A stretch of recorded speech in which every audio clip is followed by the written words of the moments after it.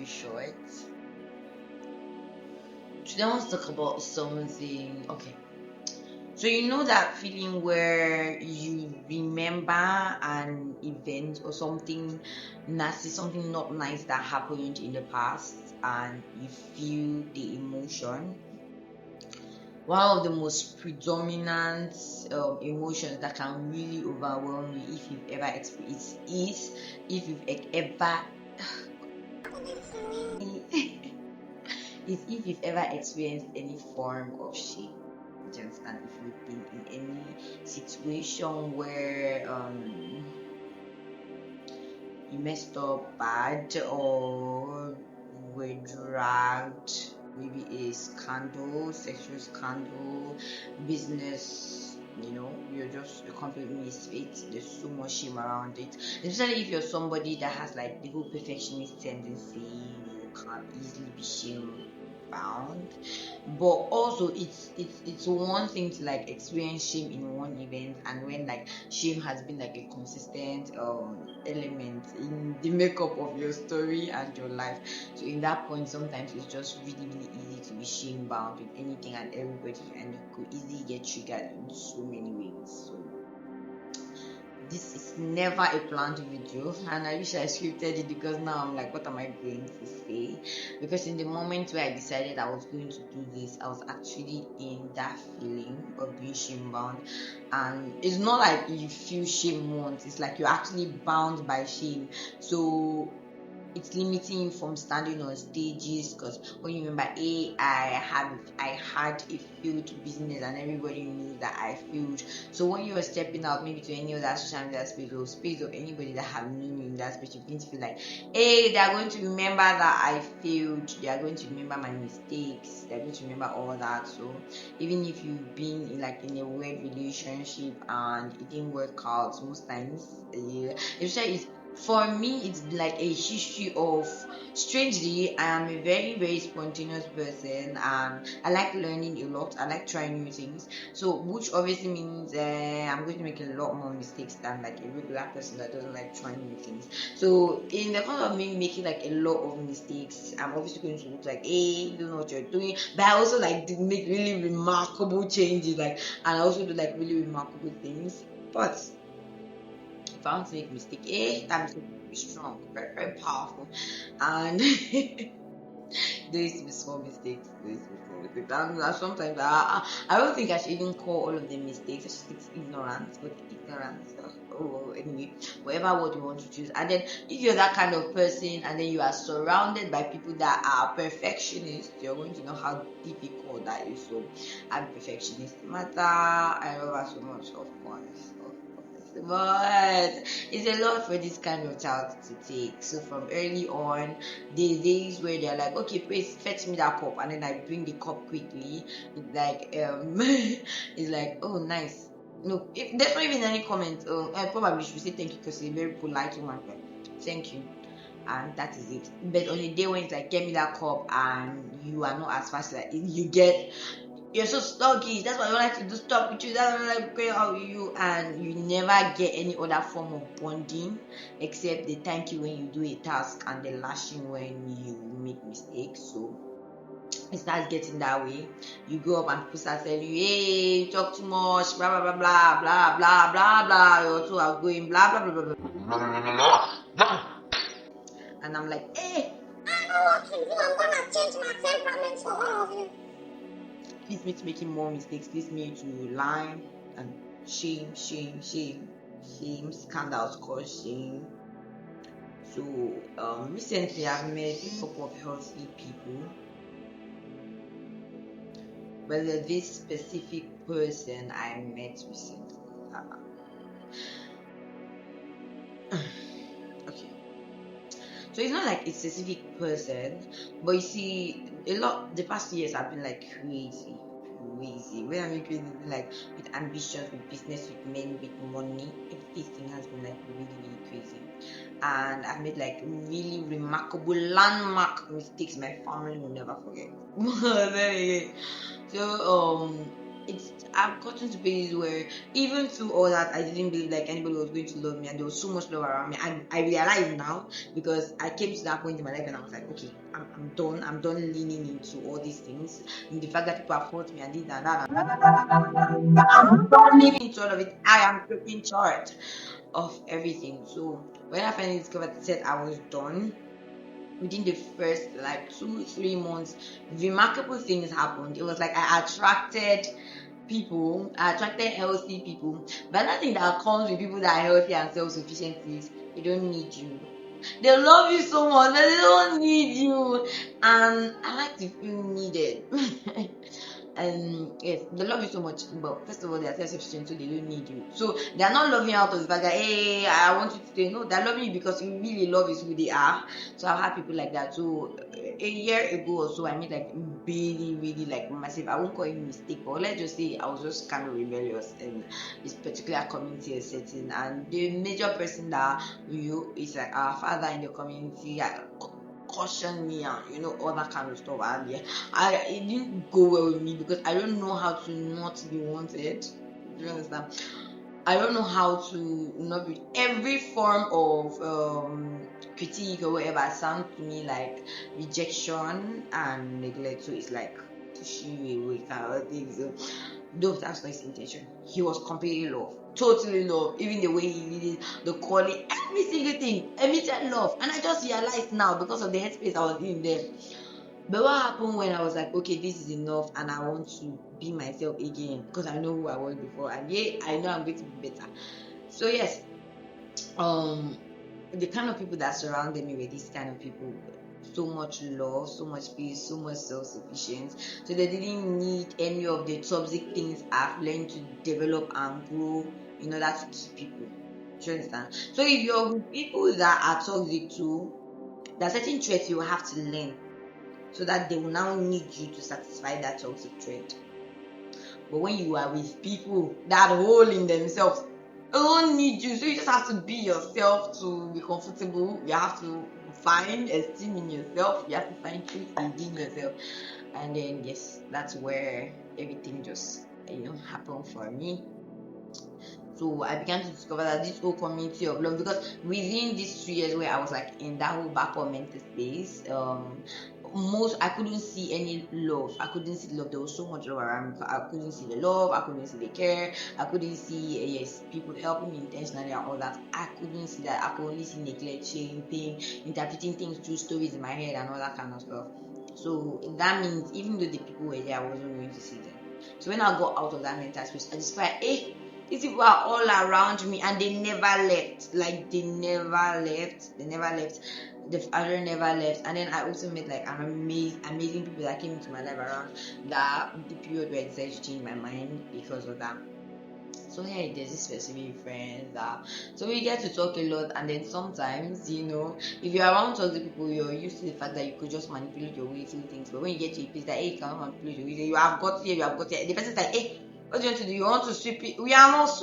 People are always pack no, we're not sweeping it. We'll open this back, we'll declutter. No, nobody doesn't need to be needed. We will mop. But you see, we're going to check this thing first. So yeah, I was like, no, it's not about no, I'll change. What will you do to change? What is the cause? Where is this coming from? I'm like, this is uncomfortable. I hate it. Even though I said this is uncomfortable, I still felt so much shame in the moment. And the thing with shame is that it's not just like the event and all, you actually feel it. You feel shame, like you feel it in your face. You feel like when you feel like hiding. There was the time I wore glasses a lot, and that was because I wanted to just like hide. I just want to hide from the world. The times where I wore veils a lot, basically just to hide. And my personality is so difficult to hide. I don't know, it's so difficult to hide. But then I was still struggling to hide. And then when I was struggling to hide, the more difficult it was in every way. Being shame bound is one of the most difficult things to navigate. I don't know if I've fully navigated it yet. I still feel shame so many times. And I think about so many things. It is not really like a solution kind of talk, but it's like much ranting. I don't know.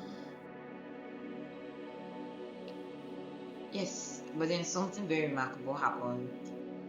Shoot, I wasn't recording. Yo, I'm recording. No, I wasn't recording. thank God because I was not recording. Oh, I didn't to myself, it's okay, I'm not doing it again, I'm tired. Oh, yeah.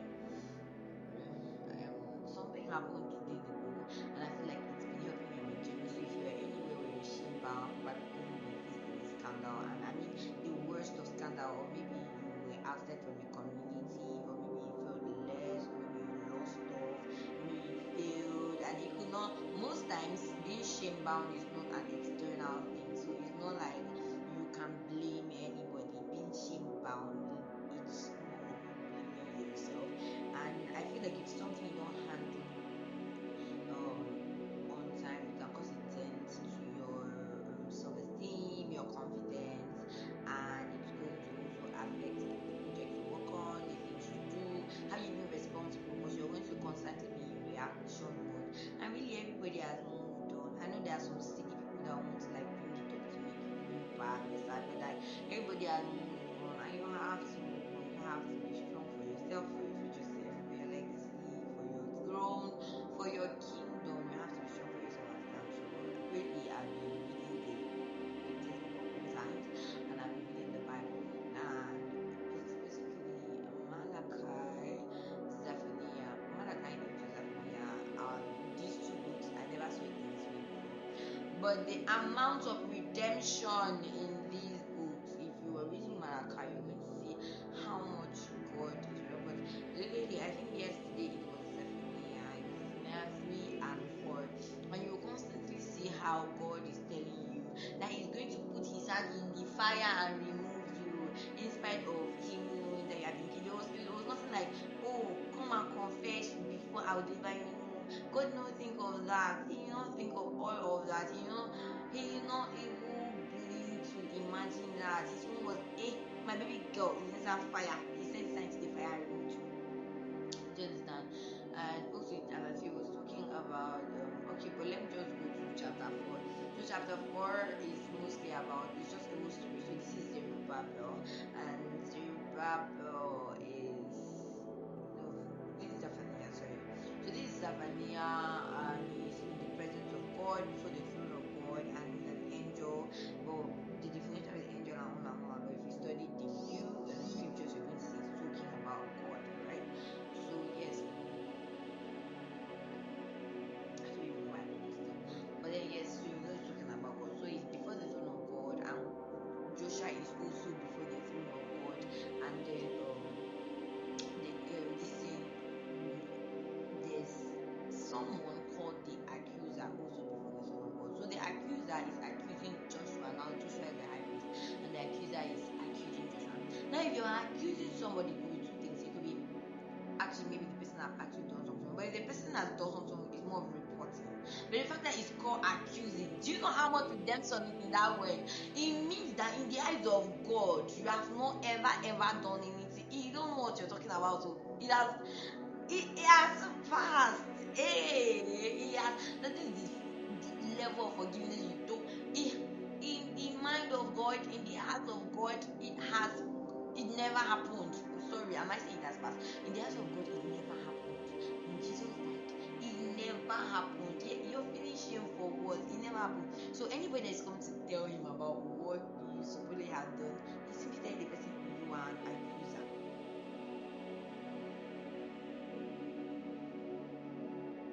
I need to understand. If somebody says that you stole my phone and you did not see the person's phone, you say you are accusing me. That means you are innocent, or the person is setting you up.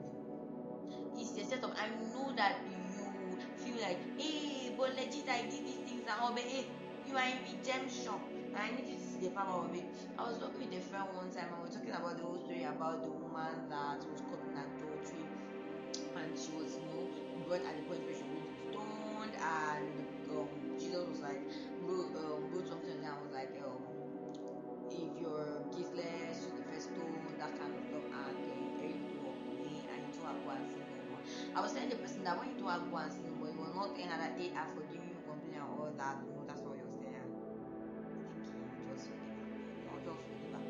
What he did was he completely washed her of the ability to do it anymore. It doesn't exist in you, the ability to go back. And you have to accept that.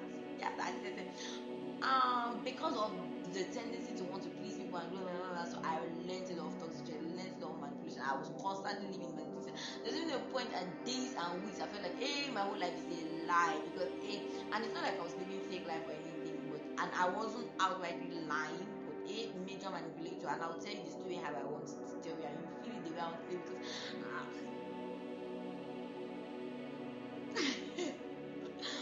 normally I should break down and be crying by now, but you basically do not have the ability to do that anymore, and you have to accept it.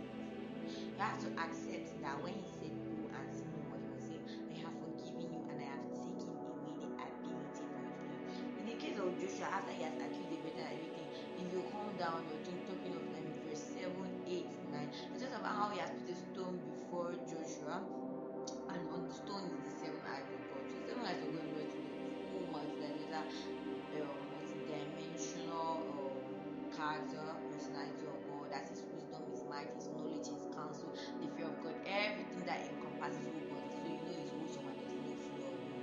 So that is what he came. So if somebody has sinned, you're taking away the person's iniquity and you're giving the person wholesomeness. That means you're giving the person every ability it is to not be that wrong. Right. So you're giving the person every ability that is to know that. And then the very next line after that, he said, in that day. So after giving him the stone, just in case you don't understand the meaning of everything you have, just in case you don't understand the meaning of the sevenfold dimension of everything I've given you, just in case you don't understand the meaning of the fullness of the truth I've given you, I need you to know that in that day, in one day, you don't say in 2 days or 3 days. See, I know you're thinking I need to do a lot of work to change, and you will. But if you do not have the power, if you know, okay, somebody was saying this thing that you cannot do a different thing as the same person that you were. Do you understand? So if you as a person you always like you nonchalant, you just anyhow, just do stuff anyhow, like it is not that you just decided today. It's a mental thing. It's a whole setup. It's a whole algorithm. Like the circuit, everything in your brain are working together to make you that way. So if you want to change your own narrative, you have to change the whole personality. So that's what God did for her. So to be able to change you completely, you now have to rebirth you again.